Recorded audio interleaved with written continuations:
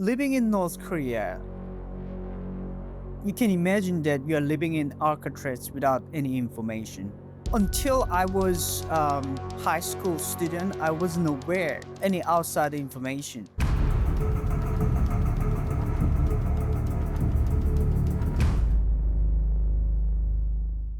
Welcome back to Change Agents, an Ironclad original presented by Firecracker Farm. Today, we are going to be talking about the journey to escape North Korea with my guest, Hyun Seung Lee. Mr. Lee is a North Korean defector, a former military officer, and a human rights advocate. Born and raised in North Korea, he served as a sergeant in the country's Army Special Forces and later worked in the regime's international business sector, managing trade operations in industries such as mining and shipping with China. Following his escape, Mr. Lee has dedicated his life to exposing the inner workings of the North Korean regime and advocating for human rights. Let's dive into the episode.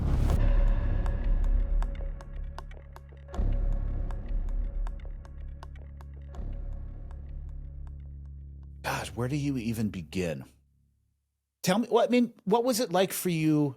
Obviously, you were born in North Korea. I was Yeah, born in the US. And until a certain age, you're not even aware that the rest of the world exists, right? When I was 6 years old, I didn't understand my place in the United States, let alone in the global architecture.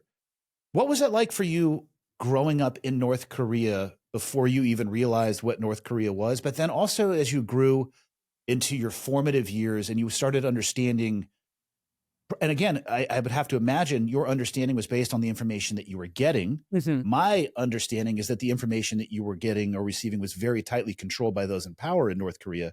So I'm just curious what your experience was like growing up. And then when you realized where North Korea was in the global architecture, and what you thought of the world before you left North Korea. Mhm. That's great question.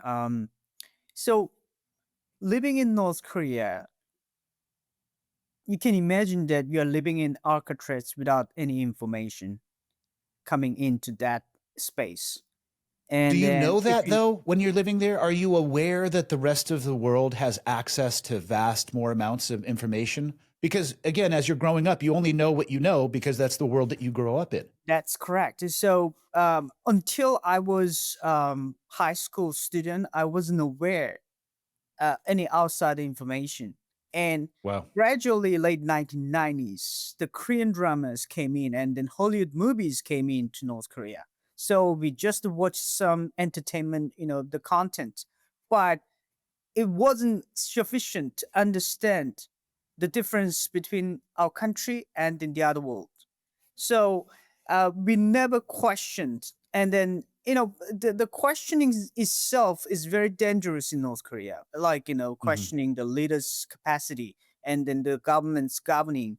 So we usually tend to not to question about the government's, ruling. But some people might have some question about, the curiosity of the country of outside, but we usually refrain ourselves to ask those questions, but we gradually understanding the other existence of the other form of the life. So that's the starting point, like late 1990s and early 2000s. So it's also aligned with the North Korea's massive starvation late 1990s. We called it Adius Much, and like almost 3 million people, dead. But I was in Pyongyang, and also in North Korea, it is very isolated. So Hmm. the government block all the information between cities and cities, and there is no like a public the publications and the media. It's only government propaganda media platforms. So they want broadcast a show and a broadcast and show all the accidents or the people dying on the street. They never show. So we didn't know what's happening outside of Pyongyang. And later, like we found out that there was a rumors and people are talking about lots of people die on the street. So later we believe that there's some people died of starvation, but still we didn't know. And and then after my high school, I went to military service. It's a mandatory service for all men in North Korea. Hmm. And but later I discharged from the military to advance to college, and I had a chance to study abroad because my parents got assignment in China. So I naturally went to China to study. And that is another point that I got lots of information. It's like unfiltered information mostly. And then I was stunned, and then it took me like almost 3 years to process the whole difference between North Korea and China. And even like I got the information about South Korea, like I access to South Korean news media, but still I wasn't fully aware the differences. But after 3 years, I believe North Korean regime's propaganda is almost a fake, and then it's inaccurate. And but I never questioned the leaders, capacity or leaders, the competence. So, but later in late 2013, North Korean Colonel North Korean leader killed his uncle and hundreds of officials. So that was uh, kind of trigger for all of us.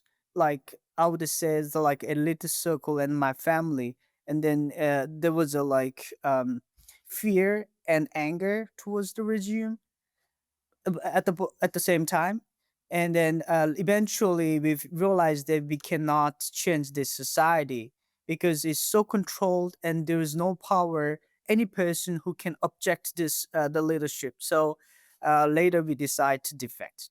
Why do you think, in a society that was so tightly controlled with information, that they would allow Hollywood movies from the West into North Korea? Or were those being smuggled in, or was that No, something no, that was no. just It's a allowed? smuggled. It's not. They totally controlled the outside information. They knew the Okay. power of the information and truth, so they are totally controlled, and it is very severe. Even like some, maybe you have seen the media, the newspaper or the news.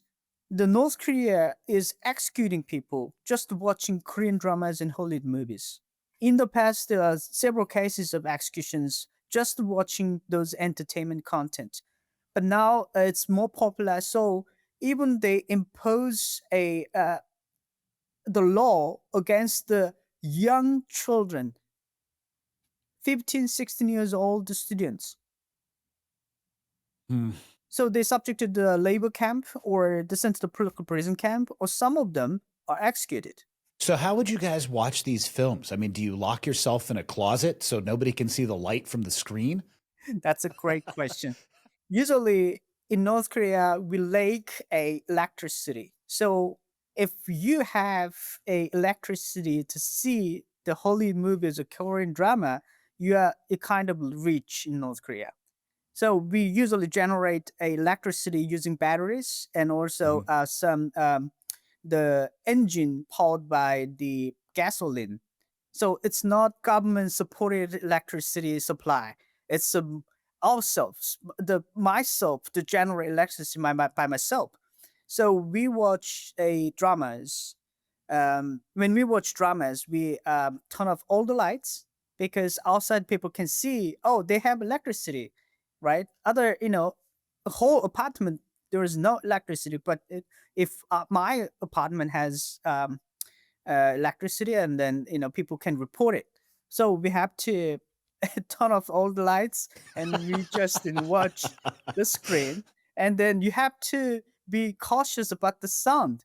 So we keep the volume low, and or sometimes we put the earphones and then watch. And so people are not uh, proud of sharing information or kill drama with other people, because once you brag, I watched something, and then hey, yeah, somebody can report him. So people don't usually share, but I think it's very natural of the community. People sometimes they want to share, so they copy, and then the at the time we were transitioning to cassette tape to CDs. So Yep. cassette tapes, and then the CDs. Yes, and then you just copy the cities and the tapes and then the show people. What was it like growing up in Pyongyang? You mentioned that there was, this time of starvation. 3 million people starved, which is a number that is actually very hard to fathom in the modern era.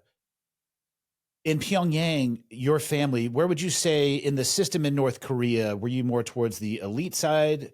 In Pyongyang, did you have the things you need? Obviously, you talked about electricity was scarce, but did you have the food, the resources, water, all of those things? So my family considered as the like upper middle class. So Okay. my dad later took a two government top ranking positions, something like deputy secretary level. So he got an appointment by the former North Korean leader, the second Kim Jong Il, second Kim, and then I think we lived fairly better life than normal people. What I meant with better life was, you know, we're not enjoying every day of like luxury meals, but we sometimes enjoy meats and then the fruits. And normal people, you even uh, eat a meat, a meal of meat once a year. It's like a birthday or the very holidays, and then you It can would be a enjoy some luxury meat. meal if you were to have one. Yes, but Okay. sometimes people in a whole year they never even see a meat on the table. So that's more regular people's lifestyle. But ourselves, we could enjoy. Um, there aren't much salary gap because the salary is almost fixed by the government. So my Mhm. dad's salary $1 per month, and normal people like 50 cents per month. $1 per month. Yes, yes. So Okay. in North Korea, nobody lives rely on the salary payroll. Oh, okay. Yeah, so they do the market activity, or the authorities like the security or the party leaders. They got briberies, so the corruption is very prevalent in North Korea. But then my dad was a business side, and then he engaged in international trade. So he has access to some of foreign currency when he dealt with the international trade partners. So the partners gave him some, the money for travel costs, for the travel, the fees, and then some after international trade, they got a certain commission from the outside, not inside. So it's outside of North Korea's legal boundaries. So North Korean government won't, limit or to make cause of this trouble. But uh, so in that way, some people who engaged in international trade are rich than other people. But normally inside the people only lived in inside, and then they Mhm. mostly rely on bribery and then the market activity, which is uh, technically under the current North Korean law all illegal. Wow. When you were growing up, what what were you told about and what did you believe about the Kim Jong Il, Kim Jong Un regime? It's very funny that when you admitted to the kindergarten, as you, if you are North Korean person, the first day of kindergarten you are educated two things from that day. One, the greatness of the Kim family members. Mm. So the first game, he found the country, found the party, he fought against the Japanese, imperialists, the colonization. And the second, they fought against the U.S. imperialists who want to invade our country, who want to rule our country, take our freedom and the human rights from us. So that's all like, the whole greatness of the Kim family member. And then the second, education is who are our enemies. Mm. So United States, Japanese, and South Korea, the puppet country of United States. So they indoctrinate from young age of children the two things that who is the person you should be loyal to? Kim family members. Who are our enemies? The United States. So they framed your brain that then, you know, becoming the loyal person, and then you can be sacrifice your life to against our enemies. So people, when you ask young children in North Korea, and then what do you want to be? Almost 90% of students or a young person will say, I want to be the soldier, to fight against our enemies, or a loyal soldier to our great leader. And I want to sacrifice myself to save our great leader, like that. So the brain, and the indoctrination started from very early young age, and every steps of the education, like elementary school and middle school, high school, in even college, we studied the history of Kim family members. First Kim, second Kim, now it's a third Kim, and also the first Kim's wife. So we have four people's the political and political history, the lessons, the lectures. So you have to be top. You have to get the top grade of these classes. If you failed of this, like a Kim family history, and you are considered as not loyal person. Ladies and gentlemen, you've heard me talk about Firecracker Farm and their hot salt. You probably heard other people talk about it as well. If you haven't tried it yet, let me just tell you, you're missing out on some serious flavor. Their hot salt is delicious, and it really makes pretty much anything that you put it on even more delicious. It's hot, but when you use it in moderation, it's not too hot, and the flavor that it adds enhances without overpowering. It is handmade, super premium, and comes in awesome stainless steel push-button grinders like the one I have in my hand right here. You can take them anywhere. Hot sauce, if you've had this experience, can very easily overpower other flavors and always runs out quickly when it's good. Hot salt lasts and lasts. The push grinder holds over 500 plus pumps, and when you consider the refill it comes with, it's thousands of servings, and it's a great deal and a lot cheaper than the sauce. For those of you that like flavor but hesitate because it might be too hot, you can mix it with sea salt to tone it down and still enjoy the awesome flavor. In my personal experience, you can modulate how much comes out of the dispenser. You're in total control of the amount of heat you serve yourself. So if you would like to support our show and give Alex and his family business a shot, head over to firecracker.farm and use the code Ironclad to get a 15% discount on your first order. You will be very glad that you did. Firecracker.farm. A lot of dark stuff going on in the world right now, and it's to the point where I don't even believe my own eyes anymore because I cannot verify what people are saying about all the political violence, the division. I partnered with this production company called Ironclad, and we're doing an 8-part audio series on PSYOPs, on why foreign countries, governments, maybe even our own government would conduct a PSYOP on its own people. And I just think that this series is going to be extremely important because it's going to open the eyes of people on why these things happen. You can head over to psyopshow.com, order it today. I think you're going to get a lot out of this. Who's pulling the strings? Who's pulling them? What age were you when you, I was going to say joined the military? It doesn't sound like you had much choice. When you were conscripted into your mandatory service, how old were you? Yeah, at 17 years old. Wow. What was that experience like? And what did you do inside of the military in North Korea? I would say if I asked if we want to join military again, I would say no. But at age of 17, you don't know anything, right? So Very, it's very true. Brave age, and you can do, and you believe you can do anything. And then, people tend to trying to fight each other and trying to show their masculinity to other people. So it's more like brave age without any knowledge. So people inside North Korea and the government, they put them into military when they're 17 years old. That's the adult age of North Korean the system. So when you join the military, you are assigned the units up to the basic training.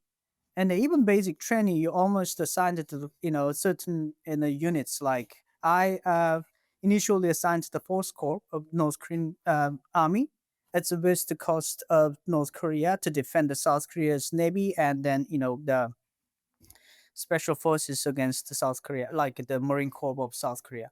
So, but normal training consists of basics, the rules. You have to study rules of the military. You have to certain actions of the military, and then but we spend like 40%, 50% of our time to study the military policy, government policy, and key family history again.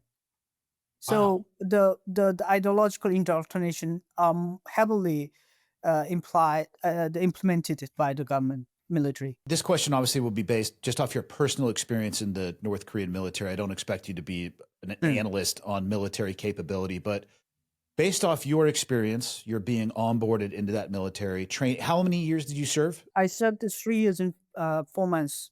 What would you, in your personal assessment, how capable do you think the North Korean military actually is? Because obviously there's a lot of outward facing propaganda from North Korea, but I'm curious from somebody who got to look behind the curtain, what would you say? I mean, is it in line with their propaganda, or is there a big difference between what they say and the actual capability? It's actually different what they're saying and then actual capability. But I was surprised by their capability during the Russia-Ukraine war. Initially, I thought they are not totally ready to fight in a modern war because we will never get trained by the modern warfare as the system. We don't Hmm. have any, fancy equipments. We never, seen any the like electrical devices. So even I was in the type of special force in the force corps, we only have the transmitter. So we are using Morse code, like the devices during the World War II devices. Yeah. So I was so surprised by the North Korean soldiers in Ukraine. And obviously, I heard that they got trained before the deployment of the Ukraine. Like they trained more than 1 year with the modern warfare the system. But before that, I wasn't sure, and then I thought that North Korean military are totally unprepared for any war. So there are rumors that the North Korean military is in numbers around 1 million. Do you put any weight into that? Do you think it's bigger, smaller? Oh yeah, that's accurate number. Really? Would you say, I mean, obviously they can receive additional training, like you mentioned, if they're going to go fight in Ukraine. For the military units that are not going and being forward deployed in places like Ukraine, would you say that the technology that they're using is probably still outdated, just given the size? I believe it is still outdated. I know North Korea showed fancy equipment during the military parade, and it's just a Yeah. show. Even after the show, even we have some devices we are not allowed to use during our training. We only use certain devices or equipments for the short period of time, about just in the summer training or winter training. And other than that, we normally don't use those equipments because it's not like easily replaceable.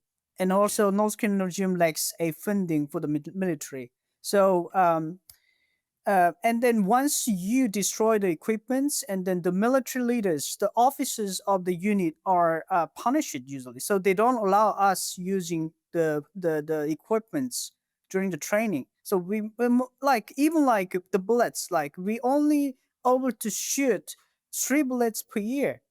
Even like special forces, they may have 10 bullets or 20 bullets, and the normal units is 3 bullets per year.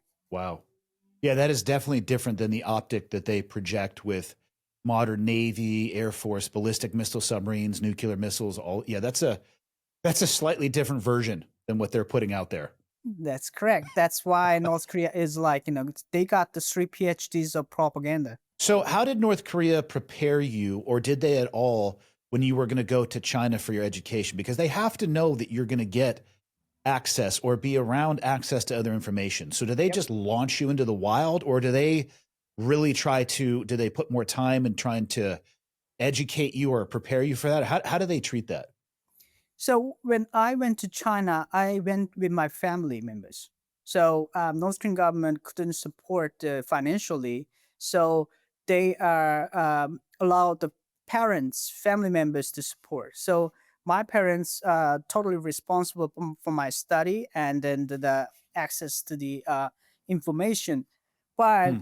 what North Korean regime did in any other foreign countries, they have so every North Korean supposed to be joined to a one of the organizations in North Korea, whether it's like a socialist youth league or party or other the trade union. So you have to be member of one organization.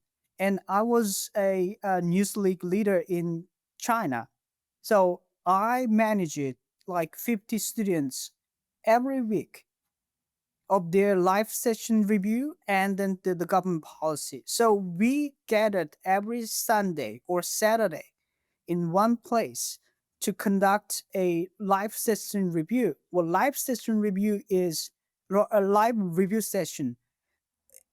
It is the kind of confession time. So you have to confess that what you did in this week. For example, if I'm if I'm a student, I have to confess that I didn't study hard because I got lazy and like that. So I have to confess myself, and then I have to uh, speak. I have to speak that because of my low study passion, my loyalty decreases. Like my loyalty to the regime of leader decreases. So I will fix by myself, and then next week I will study more or harder, like that. So this is the basic life review session conduct. But I have to write down you know their live session confession, and then we have to report to the senior leadership. So that's the Wow. basic the controlling system in China or other countries of the North Korean controlling system. And also I have to deliver the North Korean government policy. For example, North Korea, um, the North Korean leader trying to build a skill resort, right? And then as a student, we don't have much obligations, but we have to contribute the skill resort project. So how? Yeah, you are not physically there, so you cannot physically contribute, but you have to contribute the money. Mhm. So students usually don't have money, so they ask parents, "Hey, I want to contribute $100 to this, the construction project." That's what we do. That's how North Korean regime control the people, and then keep asking people to responsible for something, and then the share burden with the people. Wow. How did it feel when you got to China and literally were exposed to almost untapped information coming from a place where there was none? I just have to assume that that would feel overwhelming to a degree. Yep. The first day I arrived in China, I was so shocked. There's three things. There are so many cars on the street, and even like in North Korea, you don't see many cars. And then if the cars of there are many cars on the street, and the North Korean regime will limit the cars, so they don't issue the permit to run the cars on certain days, like that. But in China, there's no limitations. So many cars. I was so shocked. How? And then later, um, I was shocked because of there was a 24-hour of electricity. And Yeah. and then the third thing was you can actually access the internet,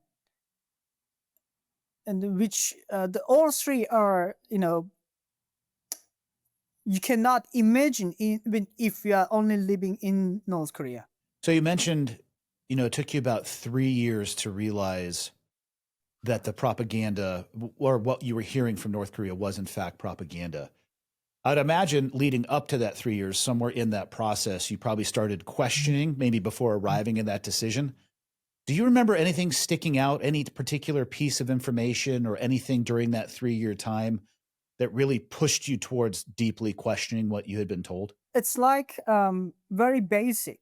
And then after 1.5 year study of Chinese, I admitted to the Chinese college. And even Chinese college, you're allowed to choose your courses, the college courses. But in North Korea, you are not allowed to choose any courses by yourself. Mm. It's already, the curriculum is already designed. So I was I was thinking, questioning why North Korea doesn't allow students to choose their own courses. And then that's the It's a basic good question for question. me that, yeah. So, oh, that's a really, I think it's a really good system. Let students choose their own courses, but North Korea doesn't. So that was my first, you know, initial question about the government's governing. And then the other one was, I realized so many people are traveling like for their vacations, like there is no limitation on people travel outside of China. Even like Chinese people went outside and traveled South Korea, Japan, and they're enjoying. And I was thinking that why North Korea doesn't allow people travel outside, even like just a vacation. Hmm. Yeah, so that was very you know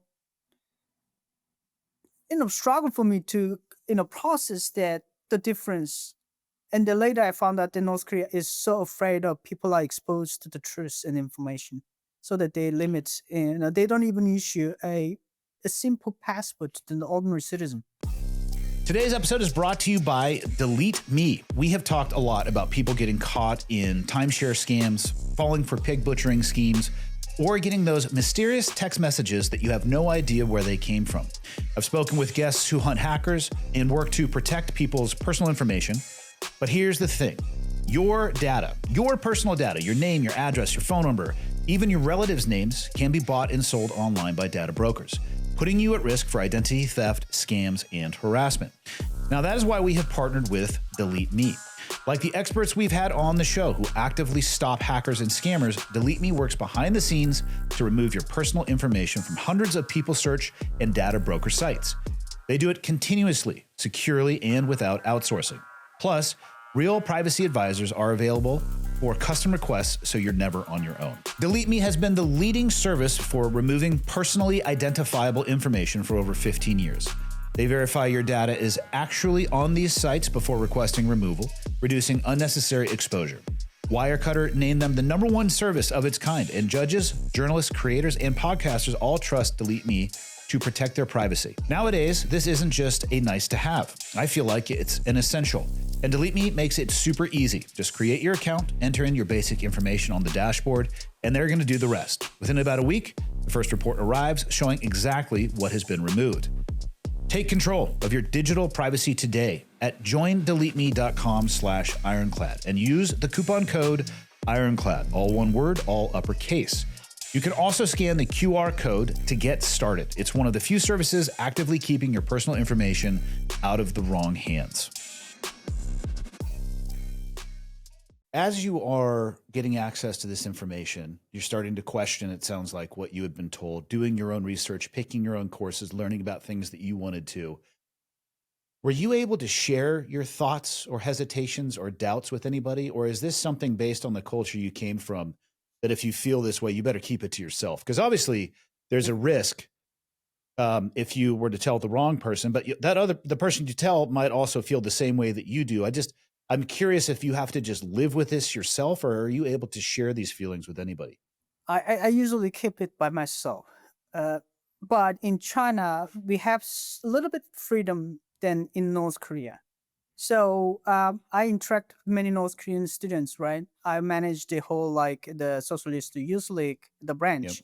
So I interact with them. We went to the video games together. So during our meal, during our playing games, we talk. Why we cannot go just vacation, and why we don't have these video games in North Korea like that. So, but we I don't directly criticize the North Korean government. You at some point make the decision that you're going to leave. And I'm curious, do you remember what it was that got you to that place? Like, I know enough now that I have to do something about it. And then what process did you use to actually leave North Korea? So after 3 years, I kind of realized the difference between North Korea and other countries, but not fully. But I believe that the certain like a certain belief in myself, like North Korea could develop, North Korea could open, becoming open society. So, like my dad, he was working on the opening North Korea, like the at least the Chinese, market system. And then the current North Korean leader suddenly executed his uncle and hundreds of officials, and we were very frightened. And I think we never saw such, huge, massive purges. Yeah. And like my friends, my dad's friends, colleagues, and my sister's roommates in Chinese college, she was arrested in Chinese dormitory, and then she was sent back to the Polk prison camp. So whole series of incidents, the events caused us a deep questioning, deep troubling of the system. So um, my father and I, we went to Pyongyang September 2014 because of its Chuseok, so kind of Korea's Thanksgiving holiday, and then we pay tribute to the our ancestors, to them. So that's why we went to Pyongyang, and we learned other things. So many people are died, executed again. The whole year, late 2013 to September 2014, every day there are people are sent to the Polk prison camp. It won't end. It won't conclude this execution. Kim Jong Un will continue to execute the people, continue to change people, because he believes his power is insecure, and he wants to rule the country uh, without any hesitation, without any like objection.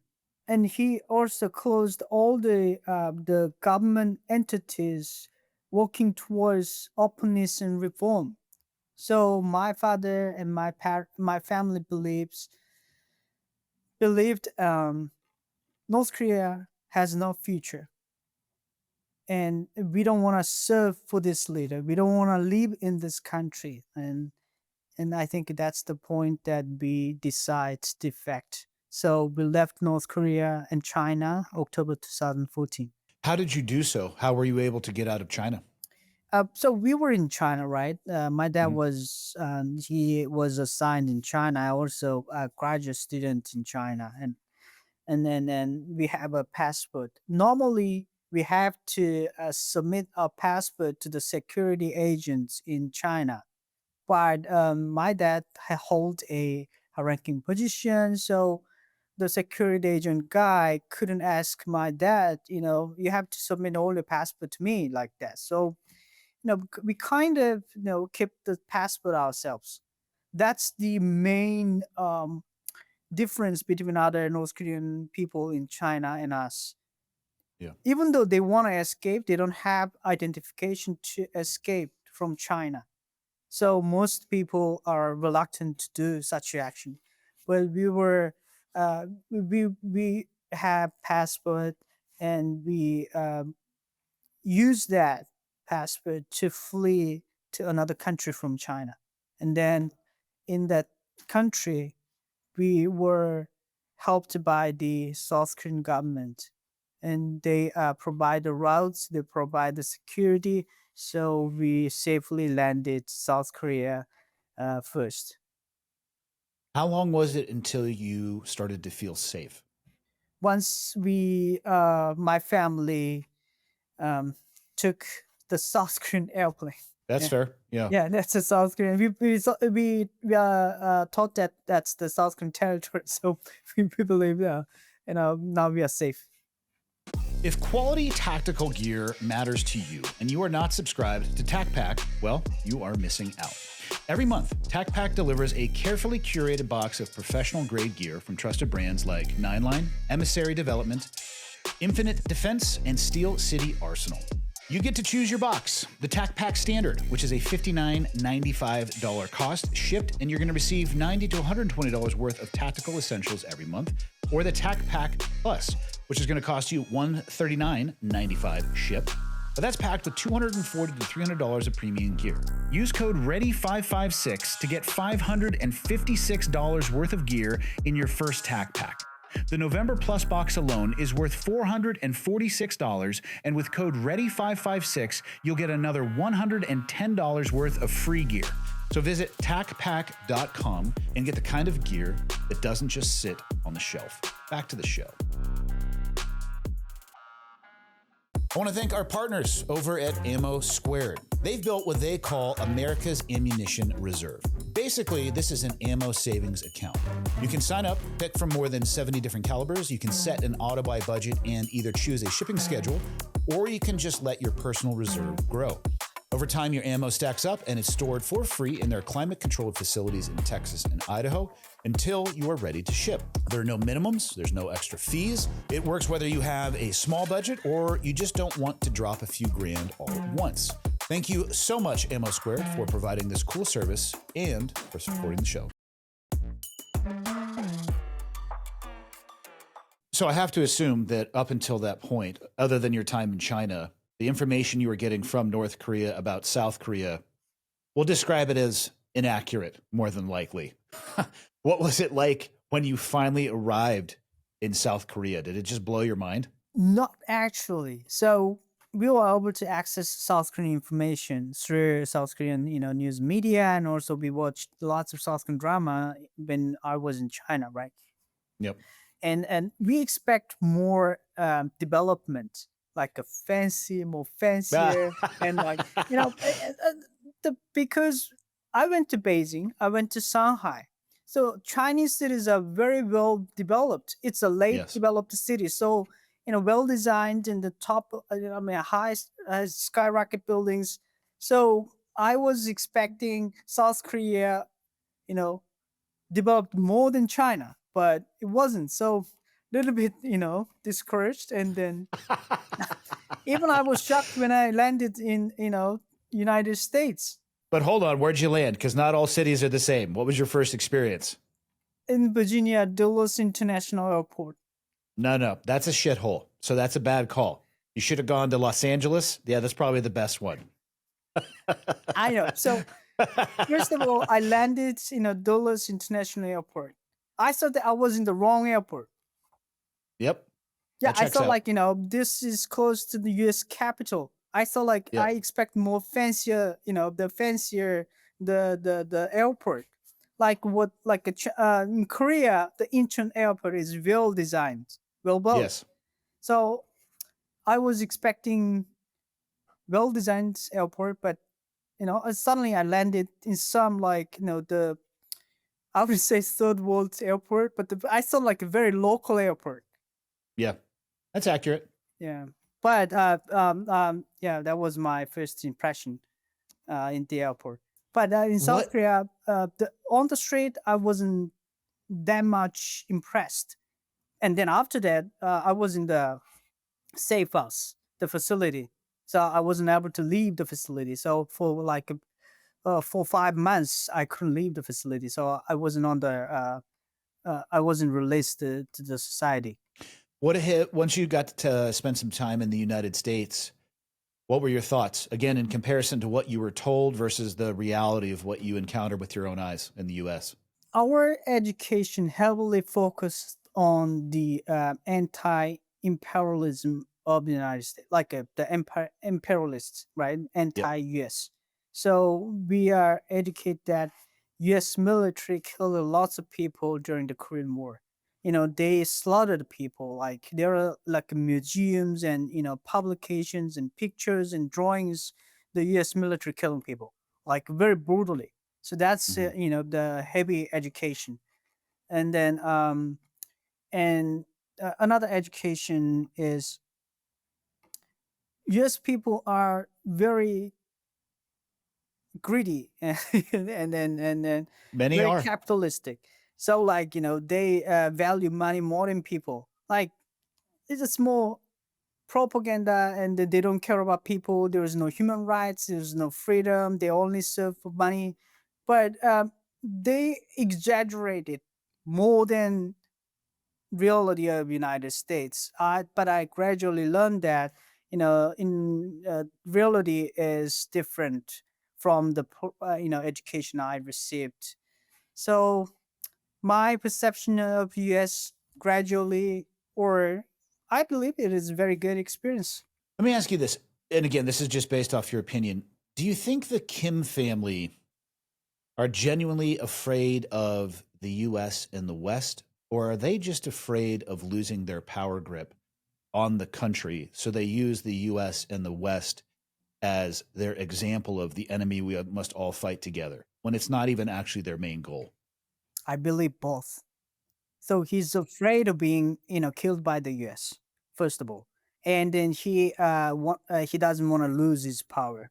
So family ruled the country more than 7 decades, and Kim believes it's his turn, and then it's his power. So he doesn't want to lose, and then he want to inherit his power to his kids. So, but the U.S. is the main obstacle for the Kim family, and then even like not current leader, the previous leaders, Kim Jong Il and Kim Il Sung, they are all like afraid of being killed by the US. Hmm. So Like our education assassinated?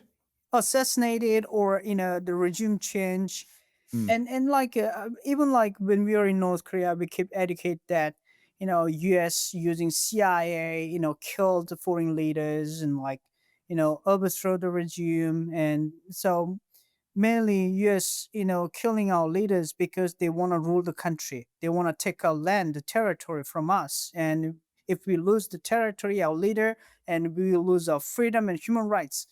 But in I live in US now, and then the real people who take our freedom and then the conducted human rights violations are the Kim family members now.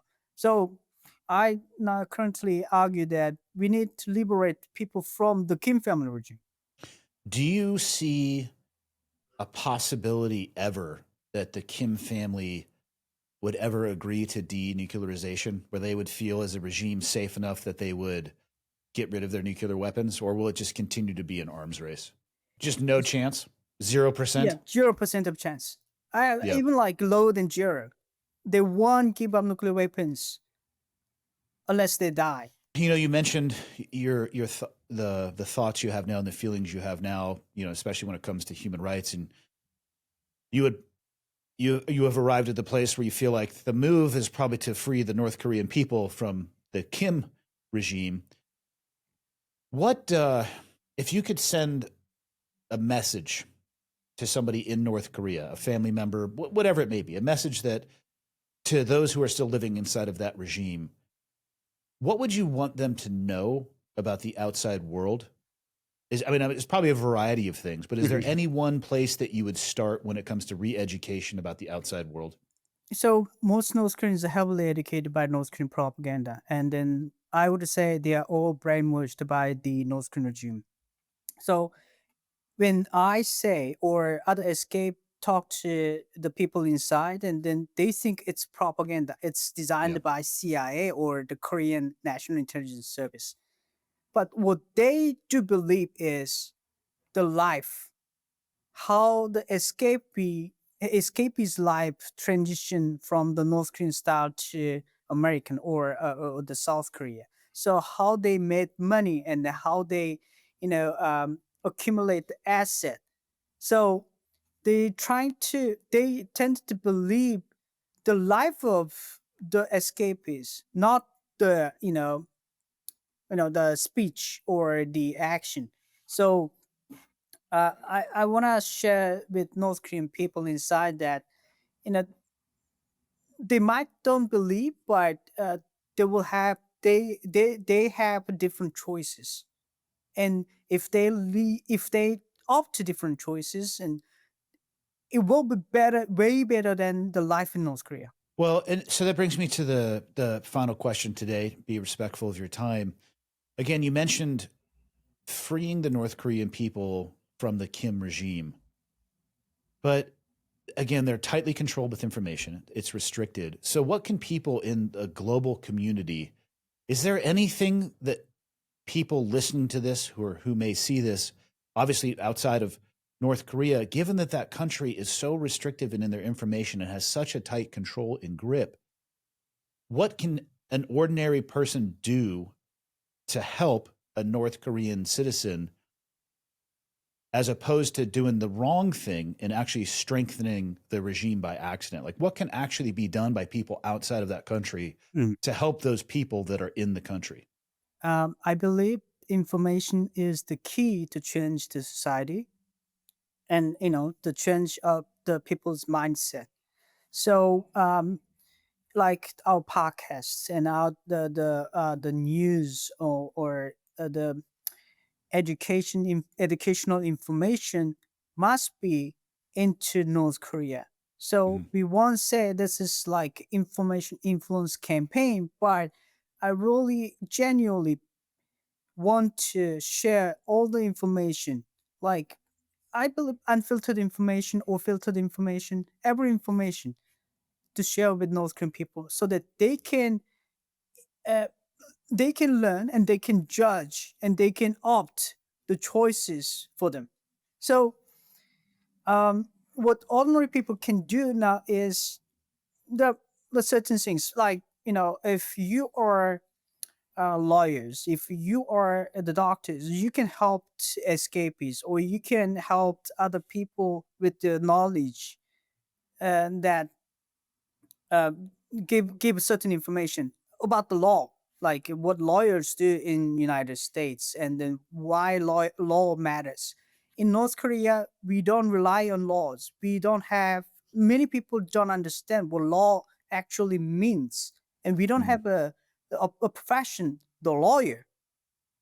So, like that. And doctors, what's difference between the US doctors and then, Korean doctors? So they can give their experience, include to put the experience in the USBs or cities, so that, they send to North Korea so that people can watch and then, learn. Um, and also, I know people have a voting power in the U.S., so you can urge to the politicians that supporting North Korea's Information Access Act, such like that, and the normal person, the grassroots community. I would say it's very limited. I want to urge the U.S. government act more, like send millions of USBs to North Korea, and hopefully U.S. government can, the conduct a covert action. A USB covert action. I like this. I like the name of that. I Yeah, like I the mean, idea of whether that. it's USB covert action or certain CIA covert action. So Yeah. No, it sounds like information, good information or accurate information may be the only tool to use against the propaganda that they're bombarded with. yep. Well, Yeah, I totally agree with you. And like our podcast, your podcast should be yeah. into North Korea, so that they want to learn other people's experience, like what you do right now. You are giving people information from the different world, right? Like my podcast. So they want to learn from different world. So that's key to give the education or change their perception. So I believe this type of educational material should be sending to North Korea by all means. I agree. I think the best way to beat a bad idea is with a better idea.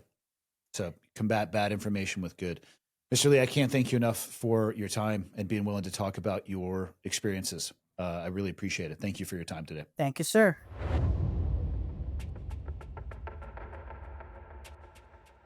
Thank you for listening to this episode of Change Agents, an Ironclad original, proudly presented by our friends, spicy friends, at that, down at Firecracker Farm. We'll see you next week with an all-new episode and an all-new guest. See you then.